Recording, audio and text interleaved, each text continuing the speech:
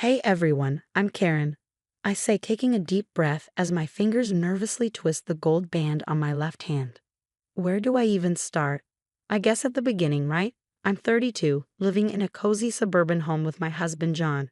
From the outside, we probably seem like the perfect couple, hosting barbecues, snuggling up for movie nights, and taking the occasional vacation. But appearances can be deceiving. Honey, what do you think about inviting the Johnsons over this weekend? I ask, trying to keep my tone light as I chop vegetables for dinner. John looks up from his phone, his brow furrowing slightly. The Johnsons? I don't know, Karen. Doesn't Mark drink a little too much? Maybe we should just have a quiet night in. I feel a familiar pang of disappointment. Oh, okay. I just thought it might be nice to see some friends. We don't need other people to have a good time, do we? John smiles, but it doesn't quite reach his eyes. This is how it always goes.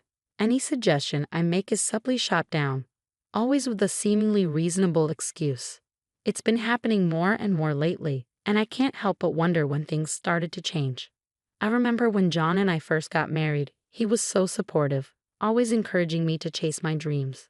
Now it feels like he's slowly boxing me in, narrowing my world until it's just the two of us. Later that week, I meet up with my best friend Zoe for coffee. She's been my rock since college, and I can see the concern in her eyes as I vent about work. I've been thinking about applying for that marketing position at Tech Innovations, I say, stirring my lie absently. Zoe perks up. That's amazing, Karen. You'd be perfect for it.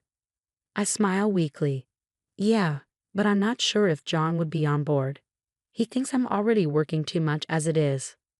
Zoe's face falls slightly. Karen, can I ask you something? Do you ever feel like John is holding you back? Her question hits me like a ton of bricks. I want to deny it, to defend him, but I can't find the words. Instead, I change the subject, asking her about her new puppy. As I drive home, Zoe's question lingers in my mind. Is John holding me back? That night, as we settle in for our usual TV marathon, I decide to broach the subject. So I was thinking about applying for a new job. I say, watching his reaction carefully. John's jaw tightens slightly. What's wrong with your current job? Nothing's wrong. I just think this could be a great opportunity for growth. Karen, you know how demanding new jobs can be. We hardly see each other as it is. Maybe it's not the right time. And there it is again, the subtle manipulation wrapped up in concern for our relationship. A familiar mix of frustration and guilt washes over me. As I lie in bed that night, staring at the ceiling, I wonder, when did I start second-guessing every decision? When did John's opinion become the deciding factor in my life choices? I love him, I really do, but I can't shake the feeling that something needs to change. I'm just not sure I'm ready to face what that might mean. Guess who just landed an amazing job at Tech Vision? I burst through the front door, practically bouncing with excitement. John looks up from his laptop, his expression a mix of surprise and something else I can't quite place. You got the job. That's great, honey. It's more than great, John. This could be a game changer for us. The salary is fantastic, and there's so much room for growth. Well, congratulations. I hope it doesn't interfere with our plans too much. I feel my smile falter slightly but push through. It won't, I promise. This is going to be good for both of us.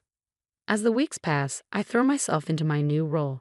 The office is buzzing with energy, and I find myself thriving. My mentor, Gabrielle, takes me under her wing, showing me the ropes. Karen, your ideas for the new campaign are brilliant, Gabrielle says during our weekly catch-up. Keep this up, and you'll be climbing the ladder in no time. Her words fill me with a warmth I haven't felt in ages. It's nice to be appreciated, to have my efforts recognized. Jake from It becomes an unexpected ally, always ready with a joke or a helping hand whenever technology decides to rebel against me. Karen, you've got to stop sweet-talking the printer.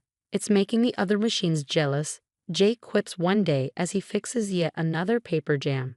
I can't help but laugh. For the first time in a long time, I feel like I'm exactly where I'm supposed to be. What can I say? I'm irresistible to all things electronic. I joke as Jake finally fixes the printer. As I settle into my new routine, though, I start to notice John becoming more and more distant. One night, after a team building event, I come home late to find him waiting up, his face like a thundercloud. Another late night, huh? I guess I should get used to eating dinner alone, he says, his tone dripping with resentment. I sigh, setting my bag down. John, we talked about this. Sometimes there will be after-work events. It's part of the job. Part of the job, right? And I suppose that guy hanging around you is just part of the job too. His voice sharpens and I feel a flash of anger. His name is Jake, and yes, he's a colleague. Nothing more. John scoffs, crossing his arms. Sure, because nothing ever happens between colleagues, right? The accusation stings. I can't believe you'd even suggest that. I thought you'd be happy for me. I'm finally doing something I love. Happy that I barely see my wife anymore, that every conversation is about your precious job. I take a deep breath, trying to stay calm. That's not fair. I'm still here, still committed to us. But I need this, John. I need to feel like I'm growing, achieving something. And what about what I need? What about our plans to start a family? The words hang in the air between us. We had talked about kids before, but it was always a someday thing, not a right now thing. We can still have that, John. But right now, I need to focus on my career. Is that really so wrong? John doesn't respond. He just turns and walks out of the room, leaving me standing there, torn between two worlds. The next day at work, I try to push the argument out of my mind, but it lingers like a bad taste. Gabrielle, my mentor, notices my distraction. Everything okay, Karen? You seem a million miles away. I force a smile. Just a bit of home stress. Nothing I can't handle. Gabrielle gives me a knowing look. Remember, your success isn't a threat to anyone who truly cares about you. It's okay to prioritize yourself sometimes. Her words hit home, and I feel a lump forming in my throat. I want to believe her, to fully embrace this new chapter in my life. But as I sit at my desk, staring at a photo of John and me from happier times, I can't help but wonder, is it possible to have it all? Or am I destined to choose between my marriage and my career? My birthday was supposed to be a fresh start, a chance to bridge the growing gap between John and me. I spent hours planning a small dinner party, hoping it would bring us closer. So, you're coming, right? I really need you there. I said over the phone, my voice betraying my nerves.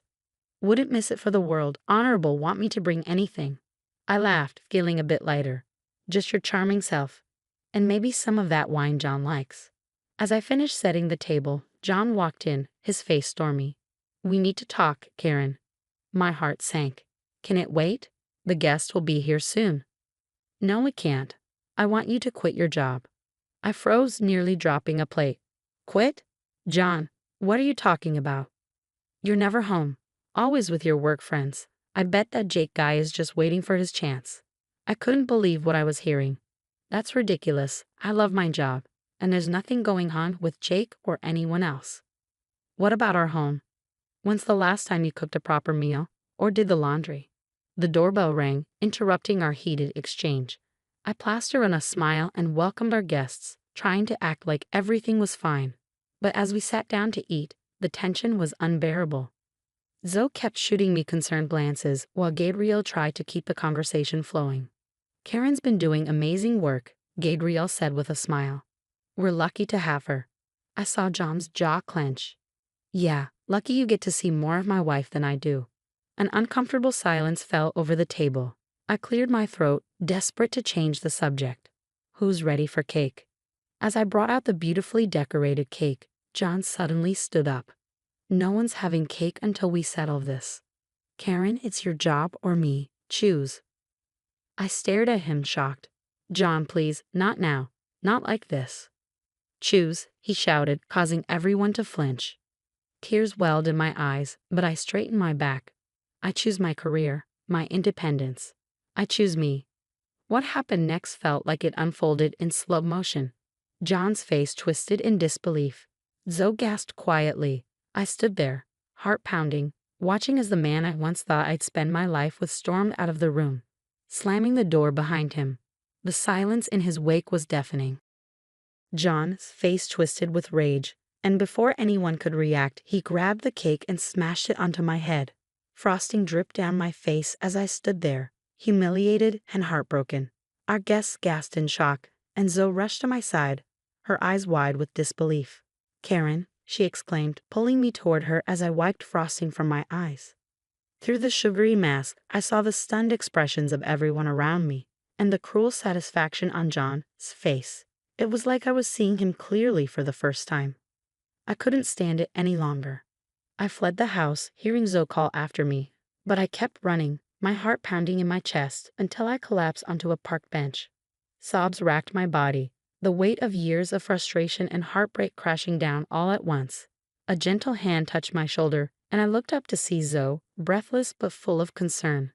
"Oh, honey," she whispered softly, pulling me into a hug.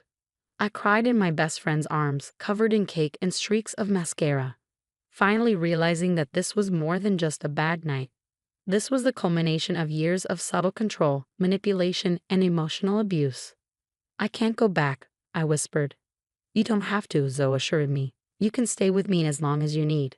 As we sat there in the dark park, something shifted inside me. The pain was still raw, but beneath it, a spark of determination flickered to life. This wasn't the end of my story. It was the beginning of a new chapter. The days after my disastrous birthday were a blur of tears and tough decisions. With Zoe by my side, I packed up my life into cardboard boxes. "You're doing the right thing, Maddie," Zoe reassured me as we loaded the last box into her car.